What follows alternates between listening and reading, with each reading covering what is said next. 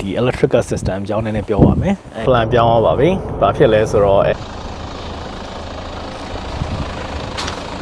ဟိုဒါကတော့ကျွန်တော် kitchen setup ပေါ့နော်ဒီဘက်အခြမ်း drawer ဆိုရင်ဖွင့်လိုက်လို့ရှိရင် remote နဲ့ဖွင့်လို့ရတယ်အဲဖွင့်လိုက်လို့ရှိရင်အကုန်လုံးဒီဘက်၄ဘက်လင်းလာတယ်ဘာဘယ်နေရာမဆိုဟိုတောက်လို့ရတဲ့အနေထားပါပဲအရင်တောက်လျှောက်ကြည့်လိုက်လို့ရှိရင်အေးအပြရအောင်လို့မျိုးအပြရအောင်လို့အစိမ်းရအောင်လို့အယောင်လေးနဲ့အမြင်လေးနဲ့သူကအဲ့အမြင်လေးတွေကနေဆင်သူအကောင့်တွေကိုသူကဒီအယောင်နဲ့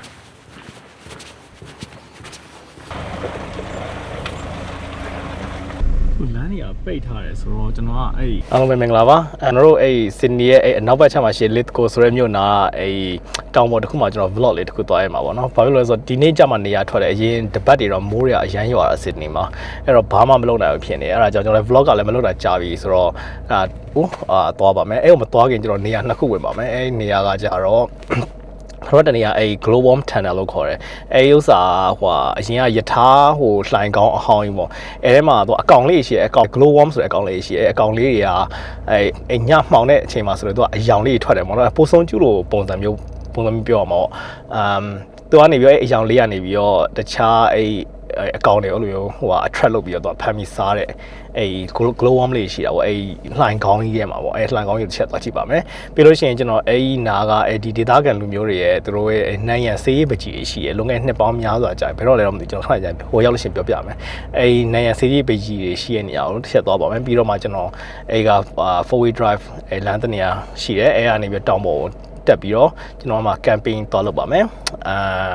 ဒါပေမဲ့ရာသီဥတုကဘယ်လိုနေမလဲမသိဘူးရာသီဥတုအရန်ဆိုးလို့ရှိရင်တော့ကျွန်တော် camping မလုပ်ဘဲနဲ့တင်ပြန်လာလိုက်တော့မယ်အဲ့ရနေပဲအဲ့မှာကျွန်တော်ဟိုကားအကြောင်းလေးနဲ့ပြောပါမယ်ကျွန်တော်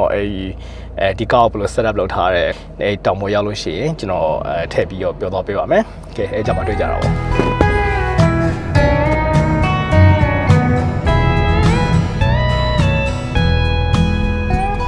In the darkness, I could feel her thinking about somebody else. Some old secret she keeps hidden high up on the shelf. It's all covered in dust, holding up some old books supposed to teach you about heaven and hell. In the darkness, I could feel her thinking.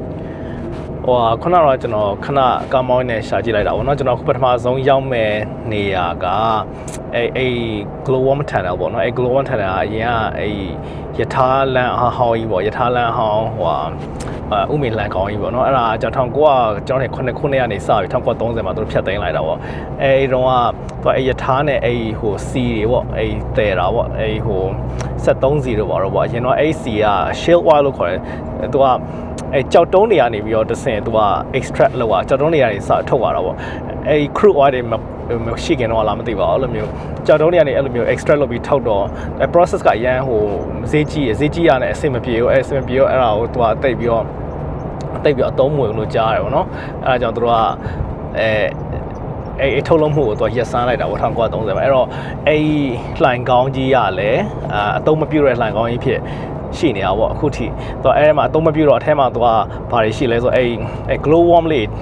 သူတို့အတွက်နေရာဖြစ်သွားတာပေါ့နော်အဲ့သူတို့အမှောင်ကြိုက်တယ်သူ glow worm ကအဲ့ bioluminescence အဲ့တွေထုတ်ပြီးတော့သူကအဲ့မှောင်လို့ရှိရင်အခြားလာတဲ့အကောင်တွေသူကအဲ့အယောင်နဲ့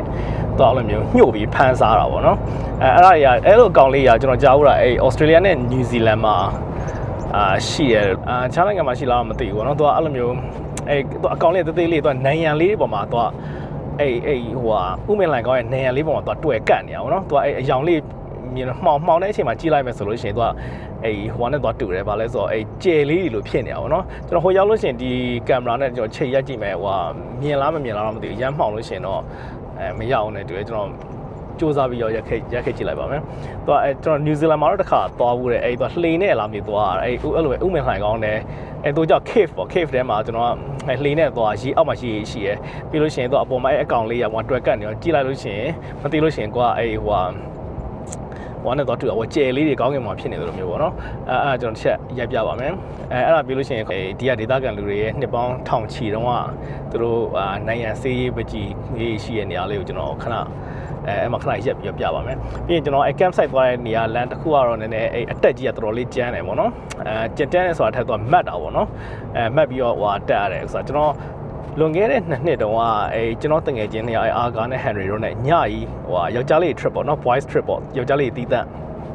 သွားတဲ့ trip ပေါ့ညကြီးသွားဘူးပါတယ်အဲ့တော့ Henry တော့အဲ့ပထမဆုံးသူ 4-wheel drive experience ပေါ့နော်အဲ့အမြင့်ရောကျွန်တော်ညကြီးမိုးချုပ်မှာမိုးရွာနဲ့အေးနဲ့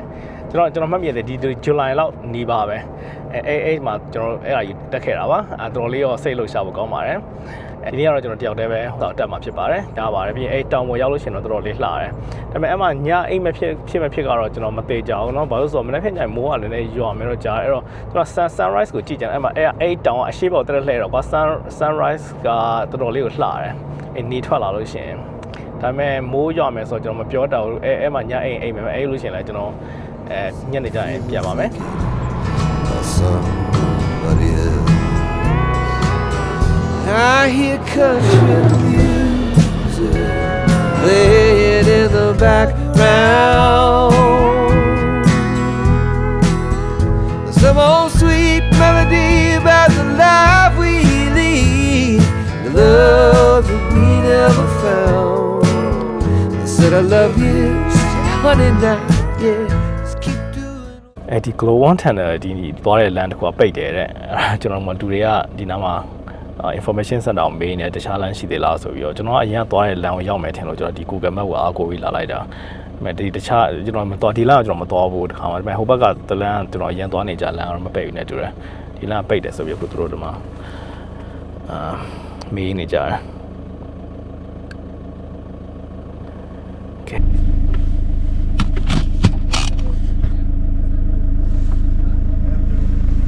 Thank you. All right, I'll see you there. Okay, bye. Bye. See ya. တခြားလမ်းနေတော့ပြန်သွားမယ်15မိနစ်လောက်တော့ပြန်ပြီးတော့မောင်းအောင်မယ်နောက်ကိုကျွန်တော်ရက်သွားခဲ့ဘူးတဲ့လမ်းတည်ရဲ့အဲ့ဒီနေရာကနေပြီးတော့သွားလို့ရှင်တော့မပိတ်ဘူးလို့ထင်တာပဲနော်အဲ့အနေချက်သွားကြည့်ပါမယ်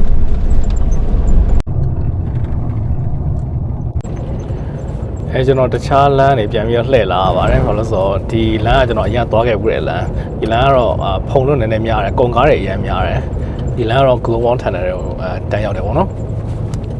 ဆက်မောင်းလိုက်ပါဦးမယ်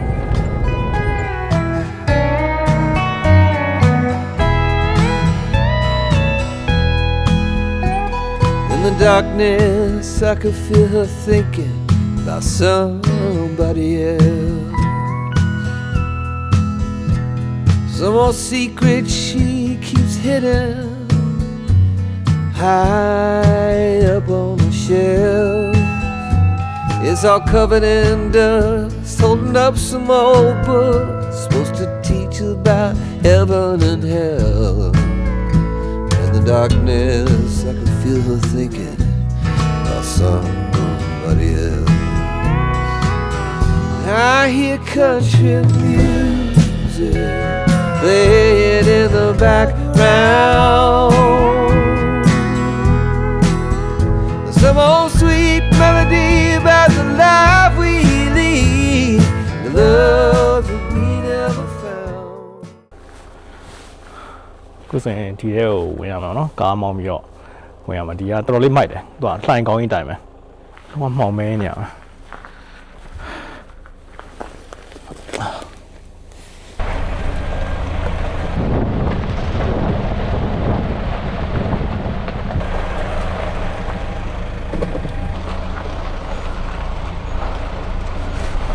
တော်တော်လေးမိုက်တယ်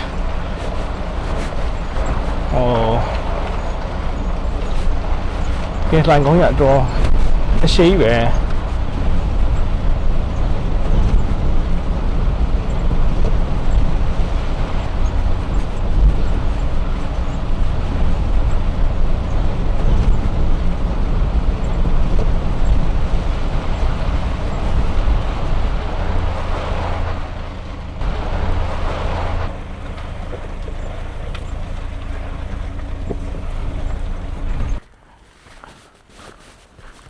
ခုဆိုတော့ကားပတ်ကိုရောက်ပြီပေါ့နော်အဲ Glow One Tunnel ကိုကျွန်တော်လမ်းလျှောက်သွားပါမယ်ဘယ်တော့ရှောက်မလဲ7မိနစ်လောက်ပဲရှောက်မယ်နဲ့တူတယ်လူချင်းကြော်ထဲရောက်ပြပါမယ်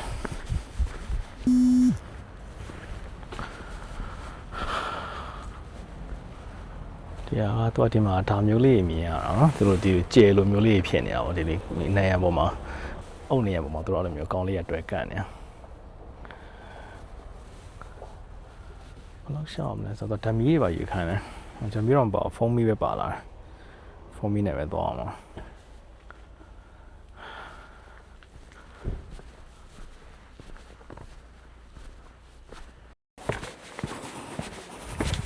ကျွန်တော်ကားဘက်ကနေ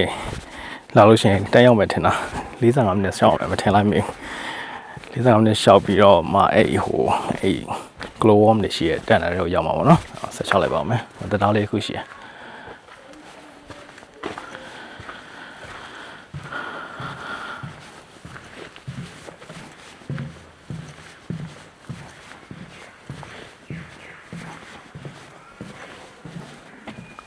တော့တရားနေတက်တော့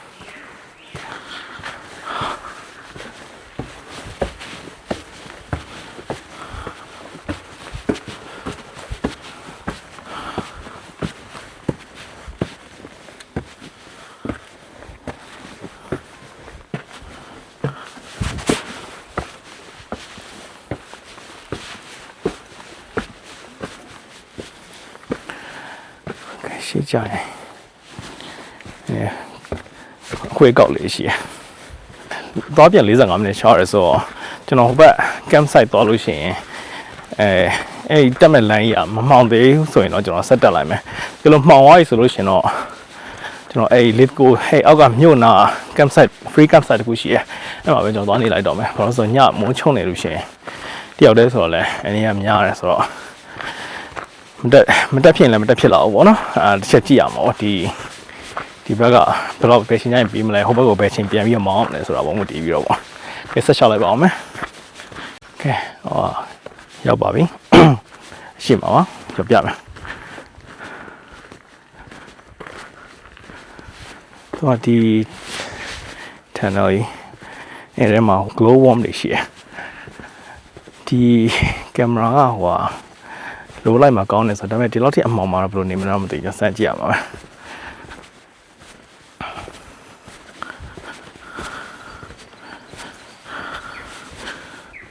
မောင်မဲဒီကဒါရထားလိုင်းနေတယ်ရထားလောင်းတို့ကဒီမှာ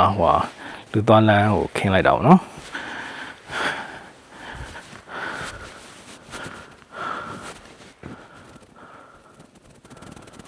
ဆိုလို့ရှိရင်တော်တော်ပင်နေပေါအောင်လေ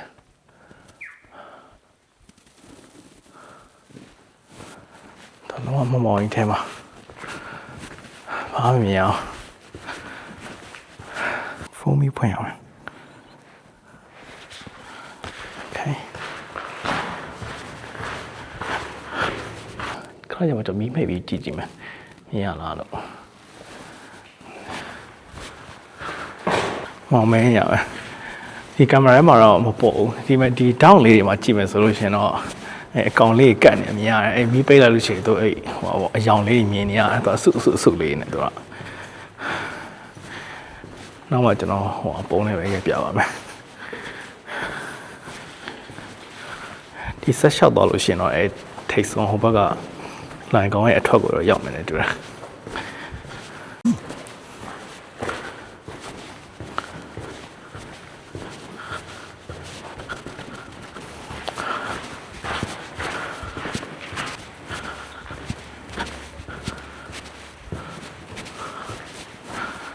ရတာ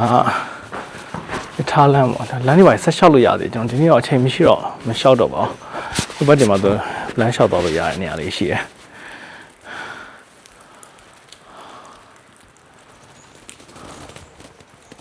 ရေကြတယ်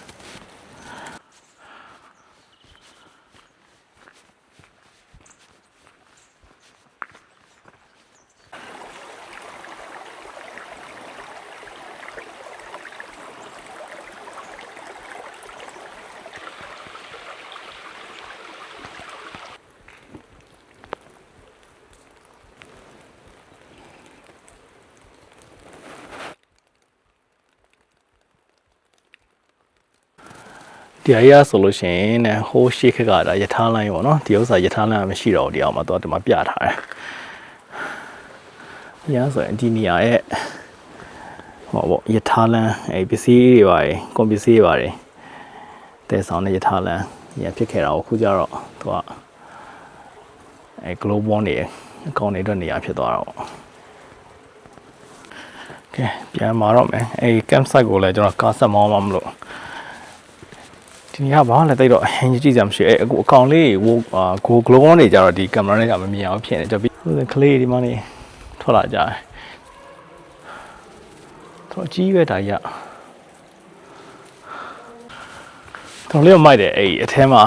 မီးပိတ်လိုက်ပြီးလို့ရှိရင်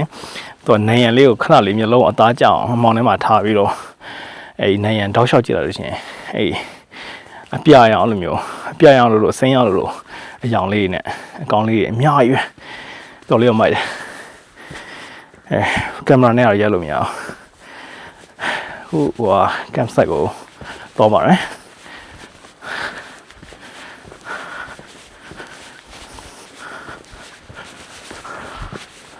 တော့ဆိုရင်ဒီမှာဒါမျိုးအကောင်လေးပေါ့နော်သူအကျဲချဲပြထားတာဒါမျိုးဆက်လေးမြင်နေရ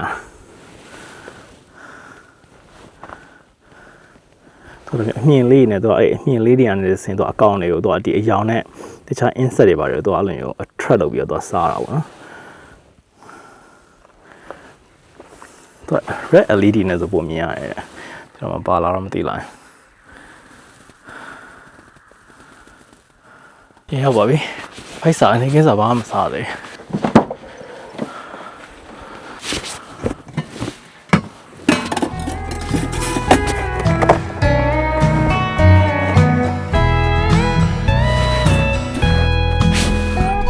In the darkness I could feel her thinking about somebody else. Some more secret she keeps hidden high up on the shelf. It's all covered in dust, holding up some old books. ပိတ်ထားရအောင်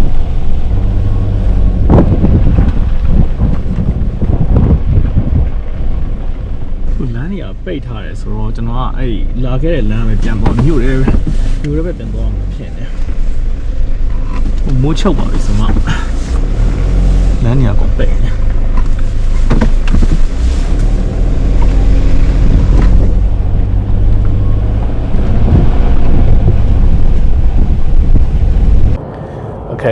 plan ပြောင်းသွားပါပြီ။ဘာဖြစ်လဲဆိုတော့ခုက4နာရီခွဲနေပြီ။နိုင်မှောင်လဲမှောင်တော့မယ်ဆိုတော့တောင်ပေါ်ကြီးကိုတက်ရမှာတော်တော်လေးတယောက်တည်းဆိုတော့အဆင်မပြေဘူး။အဲ့နဲ့ကျွန်တော်ဒီနားကcamping လုပ်တဲ့တနေရာကောင်းကောင်းလေးတွေ့ထားတယ်။သူကလည်း cliff တောင်ဆောင်လေးပေါ်မှာပဲ။သူကအခုကျွန်တော်နာမည်ကြီးရဲ့tourist attraction Lincoln Rock လို့ခေါ်တယ်အခုကပိတ်သွားပြီ tourist တွေလာတာများလို့လာပါဖြစ်လဲမသိနားလေးကတနေရာကိုကျွန်တော်တွေ့ထားတယ်အဲ့မှာကျွန်တော်တညသွားပြီးတော့ကမ်ပဲလုပ်ပါတော့မယ်အဲ့ဒါပို့ပြီးတော့safe ဖြစ်ဆုံးပေါ့ဒါပေမဲ့အဝင်ကတော့သူကလည်းနည်းနည်း off road လေးနည်းနည်းဝင်ရတယ်ဒါပေမဲ့အရင်တော့အစိုးရတော့မဟုတ်ဘူးเนาะကျွန်တော်အဲ့မှာပဲသွားပြီးတော့ပဲ camp လုပ်ပြီးတော့ညစာချက်စားပါတော့မယ်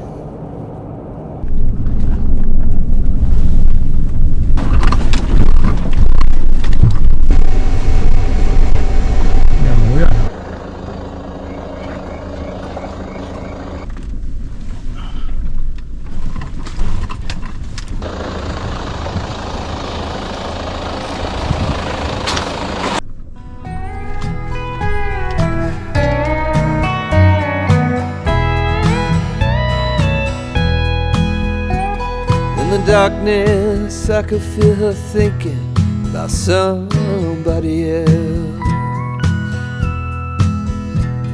Some more secret she keeps hidden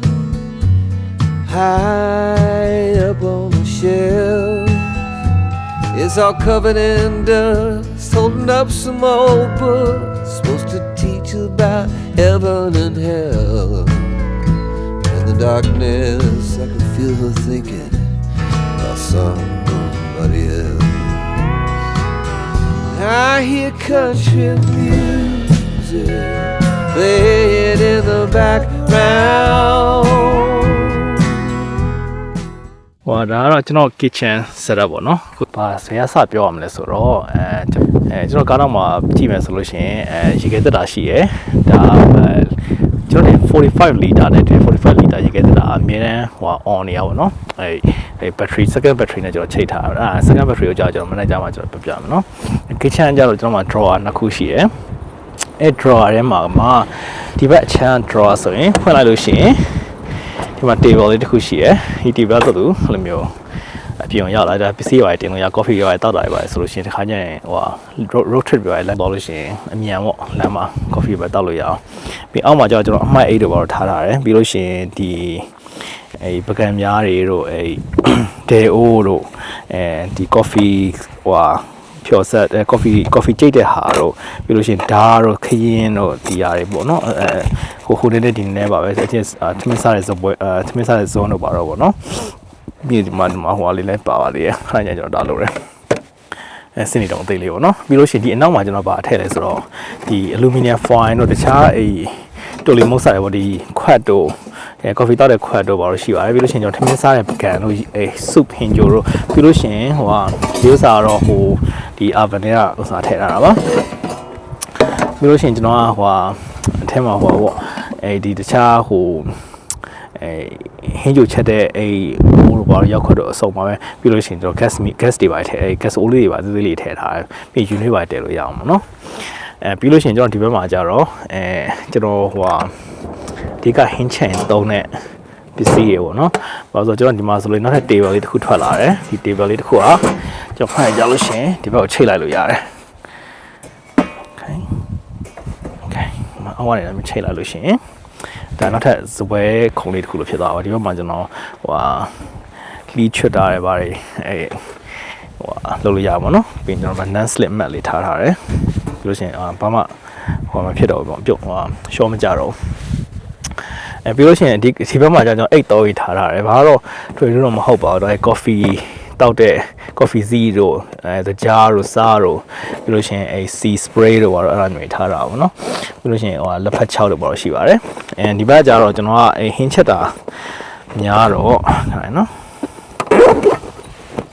ဒီဘက်ကျတော့ကျွန်တော်ဟင်းချက်တာပဲများတော့ကျွန်တော်ကတခါကြောက်ရှင်ဒီခနွန်ဟိုဒါမျိုးဟိုဟင်းချက်ဟင်းချက်ရေတို့ပါတော့ဗောနော်ပြီးလို့ရှိရင်ဒီဟိုငံပြရေးတို့ပါတော့လဲထည့်လာပါတယ်ပြီးလို့ရှိရင်ကျွန်တော်စားတကြားအချုံမော့ပြီးလို့ရှိရင်အစုံပါပဲစီတို့ပါတော့နည်းနည်းတော့ပါတော့ဗောနော်ခါကျရင်စီပါထည့်တယ်ပြီးလို့ရှိရင်စီတော့ကြောက်တော့မယ်တူပြီးလို့ရှိရင်ဒါမျိုးစနေမှုန့်တွေပါလည်းပါပါတယ်အဲ့လိုမျိုးခါကျရင်မြန်မာစားတွေပါကျွန်တော်ချက်တာကြိုက်တယ်ဆိုတော့ပြီးလို့ရှိရင်ဒါမျိုးပေါ့နန်းနန်းစီမှုန့်လာပါလားမသိအဲ့လိုမျိုးထည့်ထားပါတယ်ပို့ပို့လိုပေါ့ပြီးရင်ဒါပါပဲဒါပုံမှန်အိမ်မှာရှိတဲ့ kitchen မှာရှိတဲ့အဓိကလိုအပ်တဲ့ingredient လေးပေါ့ဒီအနောက်ကတော့ဘာမှမဟုတ်ပါဘူးဒီနောက်ကကြတော့ဟိုတစ်ခါလေကြောက်ရှင်ကျွတ်သွနီတို့အဲ့လိုမျိုးဟိုပကံလေးလည်းပါမယ်ပြီးလို့ရှိရင်တော့အခုဆိုပါပဲပုတ်လာမသိဘူးမြန်မာနိုင်ငံမှာထားတဲ့ပဲပုတ်6လေးပါတယ်ပို့လို့ထည့်ထားတဲ့ခါကြောက်ရှင်စားခြင်းလို့ရှင်စားလို့ရအောင်သူကအိမ်မှာဆိုတော့ဒီကားထဲမှာတော့မထားဘူးပေါ့နော်ပြီးလို့ရှိရင်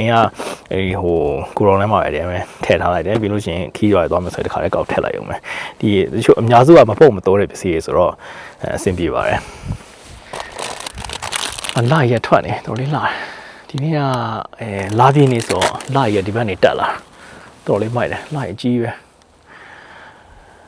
ဒီဥစ္စာကကြတော့ပြီးလို့ရှိရင်တော့တစ်ခါပိတ်လိုက်ပါမယ်ဒီဥစ္စာကြတော့လူတိုင်းလည်းသိပြီပါဖြစ်မှာပါဒီဥစ္စာကြတော့အာပဲပေါ့နော်ကျွန်တော်ခုနကတော့နေကင်းကစားမယ်ဆိုတဲ့ဟိုဖိုင်းကတခြားစားချင်းစီဖြစ်ကုန်ပါပြီ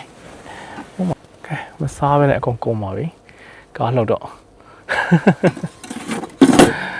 ကဲကျွန်တော်နောက်မှဟင်းချက်လိုက်ပါအောင်မယ်ပြီးတော့မှနောက်မှပဲကျွန်တော်ဆက်ပြီးတော့ပြပါမယ်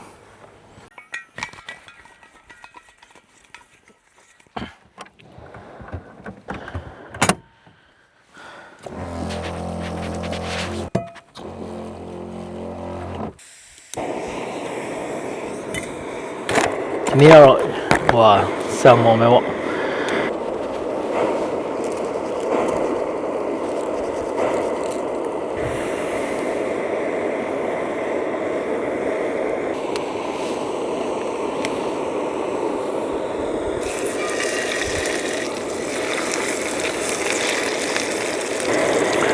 ဆက်မဆိုကျွန်တော်ကအဲ့အရေးကုန်အဲ့ကျွတ်နေမှအရင်ကြိုက်တာကျွတ်နေလို့ရှိရင်စားလို့ရမ်းကောင်း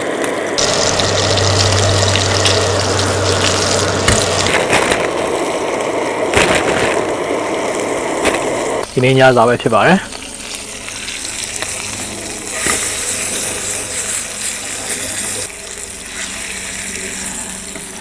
ခီးရှိပါတယ်သွားတယ်ဆိုလို့ရှင်တော့ကျွန်တော်ကတော့အဲ့2ရက်3ရက်စာတော့ဝယ်ပြီးတော့ရေခဲတရာထည့်ထားပြီးကျွန်တော်တို့အများစုတော့ကျွန်တော်တငယ်ချင်းတွေနဲ့အဲ့သွားကြတာများတယ်တယောက်နဲ့တယောက်မတူတာချက်စားကြတာပေါ့နော်တယောက်နဲ့မတူတာချက်စားပြီးတော့အဲ့ share စားကြတယ်အဲ့ဒီခါကျရင်ဟိုဒီခါအာကာရင်းမှာသွားလို့ရှိရင်ထမင်းတွေပါကြော်တာလည်းကောင်းတယ်သူကအဲ့ထမင်းကြော်တော့ပါတော့ねအဲ့လိုမျိုးဝတ်သားချက်တာပါတော့တေချာတော့လောက်စားကြပါတယ်ဒါနောက်ထပ်ဟို trip တွေလည်းကျွန်တော်တို့စီစဉ်ထားတာရှိပါတယ်အဲ့ဒါကြတော့ခွန်တိတ်မသေးကြသေးတော့ကျွန်တော်လည်းမပြောသေးဘူးပေါ့နော်နောက် trip တွေကြားလို့ရှိရင်လည်းကျွန်တော်တို့3ယောက်ခွင့်ခီးသွားတဲ့ vlog လေးတွေကိုကျွန်တော်ထပ်ပြီးတော့နောက်ပိုင်းကျရင်တင်ပေးပါမယ်တော်လေးကောင်းတယ်ဒါလွယ်တယ်ဖိုင်လိုက်ပြီးတယ်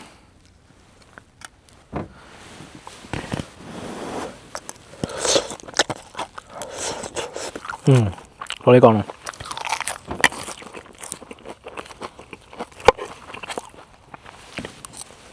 ဒီနေ့ကဘာဖြစ်နေဆိုတော့နောက်မှကြည့်လိုက်လာရောက်ပြည့်နေဒီနေ့ကတော်လေးမိုက်တယ်ရှာပြီးတော့တော်လေးအေးတော့မီးမလုံးလို့စဉ်းစားထားတာမရအောင်မီးလုံးမရတယ်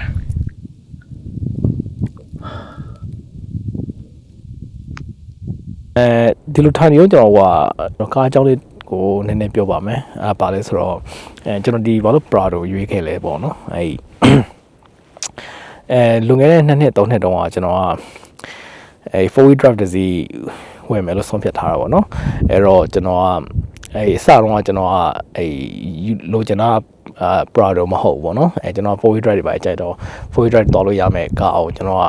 ရွေးတာပေါ့နော်အဲ့မှာကျွန်တော်အကြိုက်ဆုံးကားကတော့Nissan Petrol GU Petrol ပေါ့နော်2014လောက်ဆိုရင်တော့ကောင်းပါတယ်1214ဆိုလို့ရှိရင်တော်လေးကောင်းပါတယ်တော့ 4-wheel drive ဆိုလို့ရှိရင်တော်လေးကောင်းတယ်အရှိရ Solid X တွေပါတယ်ねကွာအဲ့လိုမျိုးဆိုရင်တော်လေးရော 4-wheel drive မှာရန်မောင်းလို့ကောင်းတယ်ပေါ့နော်ဒါပေမဲ့အဲ့ကားPrado ထက်ဈေးကတဝက်လောက်တက်တာတယ်ကျွန်တော်ကားတစ်စီးလည်းတွေ့တယ်သူကလုံးဝ stock ကားကျွန်တော် stock ကားကိုလိုက်ရှာတာပေါ့နော်ဒီpetrol အများဆုံး petrol တွေကဒီကလူတွေကစင်ထားပြီးတော့ရောင်းကြတာများတယ်။ဘာဖြစ်လို့လဲဆိုတော့သူတို့ကဒီမှာ 4-wheel drive အရင်ခက်စားတော့တော့လောက်ကြတာပေါ့Aussie ဆို 4-wheel drive တွေစင်ကြတယ်အကုန်လုံး engine တွေလဲကြတယ်အနည်းဆုံးကီလိုမီတာ2သိန်းခွဲ3သိန်းအနည်းဆုံးရှိနေပြီ။အဲ့တော့တချို့တွေက engine တွေswap လုပ်ထားကြတယ်ဟာတွေရှိရပေါ့နော်။အဲ့တော့ကျွန်တော် long stock ကလိုက်ရှာတာတွေ့တယ်။ဒါပေမဲ့ကျွန်တော်ကစဉ်းစားလိုက်တော့အဲ့တော့ကျွန်တော်ကားတစ်စီးပဲရှိသေးတယ်အလုပ်ပြန်ဆိုလဲကားပဲတောင်းအောင်ပါအဲ့တော့ petrol ရဲ့manager သွားကြတော့ကားနေတိုင်းမောင်းလို့ရှိရင်တော့comfortable တက်တာမရှိဘူးပေါ့နော်Prado နဲ့ရှင်လာလို့ရှိရင် Prado ကပိုပြီးတက်တာရှိရယ် daily use မှာလည်းကောင်းတယ်off road သွားရင်လည်းကောင်းတယ်ပေါ့နော်အဲ့အကြောင်းပြချက်တွေအကြောင်းကျွန်တော်နောက်ဆုံးကြတော့Prado ပဲရွေးလိုက်တာပါGU Petrol တော့တော်လေးလိုချင်တာပေါ့နော်သူက 4-wheel drive မှာလည်းတော်ကောင်းတယ်ဈေးကလည်းပေါ်တယ်suspension တွေပါအကုန် license လာလို့ရှိရင်တော်လေးကောင်းတယ်4-wheel drive တွေပါတော်လေးတော်လို့ကောင်းတယ်camping တွေပါတော်လို့ကောင်းတယ်ကားတစ်စီးဖြစ်လာပါအောင်နော်ဒါပေမဲ့ Land Cruiser Prado ရွေးရလဲကျွန်တော်မှားတယ်လို့ပြောလို့မရပါဘူးဘာလို့ဆိုတော့ Land Cruiser Prado ကလည်းတော်လေးမိုက်တယ်ကျွန်တော်အမြင့်ဆုံး2014 model Prado Kakadu ပေါ့နော် Kakadu ဆိုတာနောက်ဆုံးဒီကထိတ်ဆုံး model ပေါ့နော်သူက GX လာတယ် GXL လာတယ်ပြီးလို့ရှိရင် Kakadu ဆိုပြီးလာတယ်Kakadu ကဘာကွာအလဲဆိုတော့အများစုကတော့ဒီကလူတွေက GXL ကိုကြိုက်ကြတယ်ဘာလို့ဆိုတော့ GXL ပို့ပြီးတော့stock ဝယ်ပြီးလို့ရှိရင်ပို modify လုပ်ရတာပို့ပြီးတော့လွယ်တယ်ပေါ့နော်သူကsuspension တွေပါတယ်ရှင်းတော့မြင်လိုက်တာတော့ဆိုလို့ရှိရင်အရင်လွယ်တယ်ပေါ့နော်ဒီ Kakadu တော့ VX တာတခုရှိသေးတယ် VX က Kakadu မတိုင်ခင်တခုတော့ကောင်းတဲ့အချက်ရှိလဲရှိသလိုstorage ချက်လည်းရှိတယ်နော်ကောင်းတဲ့ချက်ကကြတော့သူမှာ KDSS suspension system သာပါလာkinetic dynamic suspension system သာပါလာသူကWestern Australia engineer လောက်တာလို့ကျွန်တော်ကြားဘူးတာပေါ့နော်တော့ဘာလို့လဲဆိုတော့လမ်းမှာဆိုလို့ရှိရင်မောင်းလို့ရှိရင်လမ်းဖြောက်မှာမောင်းနေနေကွေတာတွေပါရုတ်တရက်ကွေတာတွေပါဝိုင်းတွေမှာကွေတာပဲဆိုလို့ရှိရင် သူက body roll ကိုထိန်းထားပေးတယ်ပေါ့နော်ဟုတ်ပြီ body roll ကပဲဖြစ်ဘူးအလဲမှာသူ့ရဲ့ဆွေးပါအကြီးတစ်ခုရှိတယ်အရှင်းတော့ပေါ့နော်နောက်ပြီးအလဲမှာသူကအရင် hydraulic အရင်နဲ့လာမသိဟို KDSS ဟို valve တွေပါရှိအလဲမှာKDSS valve ကိုဘယ်မှာတော့ဟိုရှိC လာမသိထည့်ထားတယ်ပေါ့နော်C ထည့်ပြီးတော့KDA valve ကအတင်ချအဲ့လိုမျိုး electronically အတင်ချလုပ်ပြီးတော့ကောက်အဲ့လိုမျိုးဟို flat ဖြစ်နေအောင်သူကလောက်ထားပေးတာပေါ့နော်ပြီးလို့ရှိရင်လည်းသူက off road သွားတဲ့အချိန်ကြလို့ရှိရင်လည်းသူကဘိန်းကို maximum ဟိုရောက်နိုင်အောင်အောက်ရောက်နိုင်အောင်အဲ့လိုမျိုးဟို maximum capacity ရောက်နိုင်အောင် articulation ကောင်းသူကလုပ်ပေးထားတာပေါ့နော် KDS ကောင်းတယ်မကောင်းတာတကူကဘာလဲဆိုတော့သူကsuspension ကနောက်က airbag ပေါ့နော် Kakaduro VX တို့ပါတော့ဆိုလို့ရှိရင်နောက်က airbag ကြီးဖြစ်သွားတယ်လေ8ပါသွားတယ်လေ8ဆိုတော့ကျွန်တော်ကားဆိုလို့ရှိရင်လေ8ပါတော့အတင်ချလုပ်လို့ရတယ် normal မှာထားလို့ရတယ် high မှာထားလို့လည်းရတယ်ပြီးလို့ရှိရင်ကားကိုလိုလိုပေါ့နော်မြင်လို့ရတာပေါ့နော်ဒါချို့လူရမကြက်ကြအောင်ချို့တွေကကြတော့အမြဲတမ်းမြင့်တာပဲ2 inch မြင့်တော့ပဲကြိုက်ကြတယ်ပေါ့နော်ထားလိုက်ပါအဲ့တော့ဒီကားဘာကျွန်တော်တက်လဲဆိုတော့ကျွန်တော်ကအရှေ့ကဘူဘာတက်မယ်ဆိုတော့ကျွန်တော်ကsuspension ကိုပြောင်းရအောင်မယ်ဘူဘာလေးလာတော့အရှေ့ကိုအောက်ငိုက်ကြရပဲဖြစ်မှာဆိုတော့ကျွန်တော်က suspension ကိုကျွန်တော်ပြောင်းတယ်ပြောင်းတော့ကျွန်တော် coin ထည့်ထားတယ်ပေါ့နော်2 inch နှစ်လက်မမြင့်တဲ့coin ထည့်တယ်ဒါပေမဲ့ကျွန်တော်က shock ကိုတော့မပြောင်း shock ကိုတော့ကျွန်တော်ကoriginal ပဲထားတာဘာလို့မပြောင်းလဲဆိုတော့shock မှာလည်းကျွန်တော်ဒီ Kakadu ဖြစ်တဲ့အတွက်electronic device တခုထပ်ပါတယ်သူကဘာလဲဆိုတော့သူကshock ကို margin လားပြော့ကျင်လားcomfortable ဖြစ်ချင်လား normal လား sport လားဆိုပြီးပြောင်းလို့ရတာရှိတယ်ကျွန်တော်အဲ့ဒါလေးကိုဒီတိုင်းပဲထားချင်တဲ့အတွက်ကြောင့်ကျွန်တော်coin 2 inch ကိုမြင့်လိုက်တာပေါ့နော်2 inch မြင့်လိုက်တော့ဘာဖြစ်သွားလဲဆိုတော့အနောက်ကairbag ရဲ့လေအိတ်ရဲ့ sensor နည်းနည်းကမောက်ကမဖြစ်သွားတယ်GX ဆက်ဝယ်တဲ့လူတွေကတော့ coin အကုန်လုံးပဲဆိုတော့ဘာမှဒါတွေစိတ်ပူစရာမလိုပေါ့နော်ကျွန်တော်အမှတော့နည်းနည်းနည်းနည်းတော့modify ထပ်လုပ်လိုက်ရတော့ဘာလုပ်လဲဆိုတော့အနောက်က sensor ကိုနည်းနည်းအတင်ချလေးလုပ်လိုက်ရတာပေါ့နော်အရှေ့နဲ့ညီအောင်ဆိုပြီးတော့ဒါပေမဲ့သူ့မှာ airbag တက်တော့လာတယ်airbag နောက်ထပ်2 inch airbag ပြောင်းလို့ရတယ် after market ဆိုတာရှိတယ်ကျွန်တော်အဲ့ဒါတော့တစ်ချိန်ညရင်တော့ကျွန်တော်ပြောင်းဖို့တော့စိတ်ကူးရှိပါတယ်အဲ့ဒါဆိုလို့ရှိရင်တော့တော်တော်လေးရောကောင်းသွားပြီပေါ့နော် airbag လည်းအသက်လည်းဖြစ်တယ်ဟိုကဒါ10နှစ်ကျော်ပြီဆိုတော့လေအိတ်တွေကကြာလို့ရှိရင်မကောင်းတော့အဲ့တော့ကျွန်တော်လေးရတယ်ရမ်းတိုက်တယ်အဲ့တော့ကျွန်တော်airbag ကိုပြောင်းဖို့တော့ရှိပါတယ်Kakadu ကအဲ့ဒါပါပဲဟိုကကောင်းပါတယ်တော့ constant 2 inch နောက်ကမြင့်လာတော့မဟုတ်ဘူးเนาะခုဆိုရင်ကျွန်တော်ကဒီမှာကြည့်တာသူအနောက်ကကျွန်တော်ဒီလမ်းကိုလာခဲ့တော့ကျွန်တော်2 inch ကိုကျွန်တော်မြင့်ထားတာ2 inch ကိုကျွန်တော်မြင့်ထားတော့ဒါတော်တော်လေးမြင့်နေနောက်မှာသလားအရှိမဆိုလို့ရှိရင်တော့ဒါကပုံမှန်မှာပဲရှိရတော့เนาะအနောက်ကတော့ကျတော့ကျွန်တော်ကဒီမှာ2 inch မြင့်ထားတော့တော်တော်လေးမြင့်နေပါတော့ပုံမှန်ဆိုနည်းနည်းလေးတော့ပုံမှန်ဆိုနည်းနည်းလေးအောက်ကိုကျတယ်ပေါ့နော်ဒါအမြင့်ဆုံးပေါ့ကျွန်တော် happy ဖြစ်ပါတယ်ဒီဥစ္စာနဲ့တော့ဆိုရင်တော့ဒါနဲ့ဆိုရင်တော့တော်တော်လေးဟိုသွားလို့ရပါတော့เนาะဘယ်နေရာမဆိုသွားလို့ရတဲ့အနေထားပါပဲအဓိကတော့သူကအများတော့2 inch မဖြစ်နေဘူးပေါ့နော်သူက50 km မောင်းကျော်သွားပြီဆိုလို့ရှိရင်သူကairbag ကတော့သူ normal ကိုပြန်ကျသွားတယ်ပေါ့နော်အဲ့အားလေးတစ်ခုပါပဲနောက်တစ်ခုကျွန်တော်ဗာပြောရမလဲဆိုဒီ 12 volt system ပေါ့နော်ခုနကတော့ကျွန်တော်ကျွန်တော်ကား suspension ကြောင်းနဲ့ပြောပွားဆိုတော့12 volt system မှာကျွန်တော်ကဘာလုပ်ထားလဲဆိုတော့အဓိကဒီမှာပေါ့နော်ကျွန်တော်ပြမယ်အဓိကကျွန်တော်ပြမယ်เนาะဒီမီးလုံးတွေပေါ့เนาะအခုဆိုလို့ရှိရင်ကျွန်တော်မီးဒီဘက်မီးတွေပတ်လန်မီးတွေကိုကျွန်တော် auto အကုန်ဖွင့်ထားတယ်ပေါ့เนาะဒီနောက်ကမီးဒီအောက်ကမီးဆိုလို့ရှိရင်လည်းကျွန်တော်အကြာကြီးဖွင့်ထားလို့ရတယ်ပေါ့เนาะသူကကားရဲ့ original ပါတဲ့ battery ကိုတွားပြီးတော့မစားဘူးပေါ့เนาะကျွန်တော် lithium battery ထည့်ထားတယ်ပေါ့เนาะ105 amp 105 amp lithium battery ကျွန်တော်ထည့်ထားတယ်เนาะlithium battery ကကျွန်တော်ကားပေါ်နဲ့အောက်ထဲမှာထည့်ထားပါတော့ခဏကြာရင်ကျွန်တော်ပြပါမယ်အဲဥစ္စာဘာလို့လဲဆိုတော့ဒီကျွန်တော်ရဲ့ဒီ control box လေးရှိတယ်ကျွန်တော်ဆက်ပြမယ်เนาะကျွန်တော်ဒီ control box လေးရရှိရเนาะဒီ control box ထဲမှာကြတော့အခုဆိုလို့ရှိရင်93ရာခိုင်နှုန်းရှိတယ်ပြီးလို့ရှိရင်97 amp ပဲကျန်တော့တယ်ပေါ့เนาะပြီးလို့ရှိရင်ဒီဥစ္စာ -5 amp 3နေရပေါ့เนาะဒီဥစ္စာအခုက 13.2 13.2 volt battery volt hour เนาะကျွန်တော် lithium ဆိုတော့အများနဲ့13.2 ဖြစ်နေပါတော့เนาะကျွန်တော်ဒီဥစ္စာ monitor လေးနဲ့ကြည့်တာပေါ့เนาะပြီးလို့ရှိရင်ကျွန်တော်ဒီ distribution box လေးထားတာတယ်ဒီ distribution box ကကြတော့ဒီကျွန်တော်ခုနကရေသုံးတယ်ပေါ့เนาะရေသုံးတဲ့water pump ပဲရှိပါတယ်ကျွန်တော် water pump ကဒီအောက်ကရေတိုင်ကြီးရှိရเนาะဒီရေတိုင်ကြီး40လီတာရေတိုင်ကြီးရှိရဲအဲ့ဒါကျွန်တော်လက်ဆေးပါဆေးညနာတက်ပါတက်ပေါ့เนาะ အဲ့တော့ကျွန်တော်ထည့်ထားတာပါပြီးလို့ရှိရင်ဟီချိုးလို့လည်းရပါတယ်ကျွန်တော်တခါဟီရောက်ခဏချိုးလို့ရပါဘောနော်ရောက်အိမ်မှာလို့အမြဲတမ်းချိုးလို့မရဘူးပေါ့နော်ပြီးလို့ရှိရင်ကျွန်တော်ဒီမှာဒီဆိုလို့ရှိရင် fuse တင်နိုင်လည်းခံထားရတယ်ပြီးလို့ရှိရင်တော့ fuse ဒါ solar ပေါ့နော်ပေါ့ solar မှလည်းကြိုင်ကျွန်တော်ပြပါမယ်အဲ့ solar နဲ့လည်းအားသွင်းလို့ရတယ်ဒီဥစ္စာကျတော့အိမ်မီနဲ့အားသွင်းလို့ရအောင်ပါခါကျရင် campsite တွေမှာတော့အိမ်မီတွေပါပေးထားတယ်ပေါ့နော်အဲ့ဒါနဲ့ကျွန်တော်အားသွင်းလို့ရအောင်ထားတာပါဒီဥစ္စာကျတော့ inverter ပေါ့နော် inverter ကျတော့ကျွန်တော်ဥမာဆိုလို့ရှိရင်ဒီနေ့ကား battery သွင်းတဲ့ set တွေပါလာတယ်ပေါ့နော်အဲ့ဒါကျတော့ဒီအိမ်သွင်းဒီအိမ်သွင်းမီဂျိုးနဲ့ပဲသွင်းရတာပေါ့နော်အိမ်သွင်းမီဂျိုးနဲ့သွင်းရတော့ကျွန်တော်ဒီ inverter ထားတယ် laptop တွေပါလည်းသွင်းလို့ရတယ် camera တွေပါလည်းသွင်းလို့ရပါဘောနော်အဲ့တော့ကျွန်တော်ထားရတာပါဒါပါပဲကျွန်တော်မှာရှိတာတော့ဒီဥစ္စာကျတော့ဒီ control box ကတော့ဒီအဓိကပေါ့နော်ဘာလို့လဲဆိုတော့ fuse တွေခံထားတယ်ဒီမှာ water pump အတွက်ကျွန်တော်ကဟိုဟာရှိတယ် close ရှိတယ်ပြီးလို့ရှိရင်အထက်ကမီးအဖွင့်ပိတ်ရှိတယ်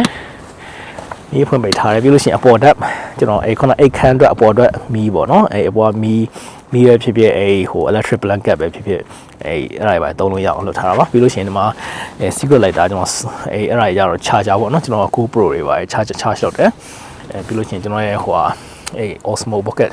4တွေပါ charge လုပ်လို့ရအောင်လုပ်ထားတာပါမရှိသေးလဲဆိုတော့ဒီကားထဲမှာဟိုဟာမိသက်ပူတော့ရှိပါတယ်ဘာလို့ဆိုတော့ကျွန်တော် electrical system တွေအကုန်များကိုယ့်ကိုလောက်ထားရဆိုတော့ဟာလေ safety အတွက်တော့ဟိုမိသက်ပူလေးတော့ထားရပါတယ်ဒီဥစ္စာကျတော့ဒီမှာမီးပေါ့နော်ကျွန်တော်ညအိမ်ညနေဆိုလို့ရှိရင်ကျွန်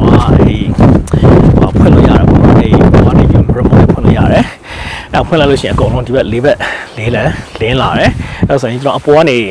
အိမ်သာတက်ဖို့ရှုပ်ဖို့ဆင်းလာပဲဖြစ်ပါဖြစ်ဆိုလို့ရှိရင်အောက်အရင်ကြည့်လို့ရပါဘောနော်ဘာလို့ဆို campsite ဆိုလို့ရှိရင်ဘေးမှာဘာတွေရှိလဲပြောလို့မရအောင်လေနော်အကောင့်ဘလောင်တွေပါဝေးတဲ့နေရာတွေသွားမယ်ဆိုလို့ရှိရင်dingo ဆိုရဲခွေးတွေလည်းရှိရပါဘောနော်သူတို့ဘာရှိလားပါလားဆိုတာကြိုပြီးကြည့်လို့ရတာပေါ့နော်အဲကြောင့်ကျွန်တော်ဒီမီကိုဘေးနဲ့ဖူထားတယ်ဒီဘက်အရှိမတစ်ခုပေါ့နော်အဲဆိုရင်အကုန်လုံး၄ဘက်လေးလည်းမြင်ရတာပေါ့နော်ဒါအပေါ်ကတော့ကျွန်တော်အိတ်တဲ့နေရာပါကျွန်တော်ပြောတဲ့40လီတာရေတိုင်ကြီးဟာဒီ air pipe ကနေပြီးတော့ဒီ12 volt water pump ကိုလာဆက်တာပေါ့နော်ကျွန်တော်ဒီမှာ12 volt water pump လေးတစ်ခုရှိတယ်အဲ့ဒါကနေပြီးတော့ဒီ pipe ကနေတစ်ဆင့်ဒီအရှိရေ pipe ကိုလာတာပေါ့နော်ပြီးလို့ရှိရင်ကျွန်တော်ကအဲ့ pump ကဖွင့်ထားရဲဆိုလို့ရှိရင်ဒီကနေပြီးတော့ဆိုလို့ရှိရင်ဒီသုံးလို့ရတယ်ပေါ့နော်ကျွန်တော်ရေပါတယ်ဟိုမျက်နှာတက်သွားတိုက်ဘာညာပေါ့နော်ပြီးလို့ရှိရင်ရေပိုက်ကကျွန်တော်ရေပိုက်နဲ့လည်းဆက်လို့ရတယ်ရေပိုက်တွေပါလည်းတည်ထားတယ်ပေါ့နော်ရေပိုက်တွေပါလည်းပါလာတယ်ရေပိုက်တွေကတစ်ဆင့်အဖြစ်မှာရေချိုးလို့ရတယ်ပေါ့နော်ကဲလို့ပင်ကန်ဆက်တွေပါတော့မယ်ဆိုလို့ရှိရင်ရေချိုးတဲ့နေရာမှာမရှိဘူးဆိုလို့ရှိရင်တော့ဒါခဏလေးရောအဆင်ပြေအောင်ပေါ့အဲ့လိုမျိုးဟိုဟာအိမ်မှာချိုးတော့ကျွန်တော်ချိုးလို့ရအောင်ပေါ့နော်ဟိုဟာကိုလက်တက်စီအောင်တော့လေးရောအဆင်ပြေပါတယ်ကျွန်တော်40လီတာကိုကျွန်တော်ဟိုဟာ2ခါလောက်တော့ချိုးဖို့ပါတယ်လေးရောအဆင်ပြေပါတယ်ဒါပေမဲ့ဟိုဟာပကံလေးပါစီးမယ်ဆိုလို့ရှိရင်တော့40လီတာနဲ့ရေချိုးရမယ်ဆိုလို့ရှိရင်နှစ်ခုစလုံးလုပ်လို့မရဘူးပေါ့နော်တစ်ခုပဲရမှာပေါ့နော်အဲ့တော့တစ်ခါကျရင်ပကံနေရာတိတ်မစေးဘူးပေါ့နော်ချာကမ်ဆိုင်ရောက်တဲ့ပကံစေးနေရာရှိတော့မှပဲကျွန်တော်ပကံတွေပါစေးတယ်ပေါ့နော်ရေချိုးတာတော့အဓိကဆိုတော့ခါကျရင်ရေပါချိုးချင်လို့ရှိရင်ခန္ဓာကိုယ်ညစ်ပတ်လာမယ်ဆိုလို့ရှိရင်ရေချိုးလိုက်ပါတယ်In the darkness I could feel her thinking about somebody else. Some old secret she keeps hidden high up on the shelf. It's all covered in dust, holding up some old books supposed to teach about heaven and hell. In the darkness I could feel her thinking about somebody else. I hear country music playing in the background. ကျွန်တော်ဒီရှေ့ကဒီ bonnet တွေကကျွန်တော်ထည့်ထားတဲ့ second battery ကိုခဏပြမယ်နော်လာလေ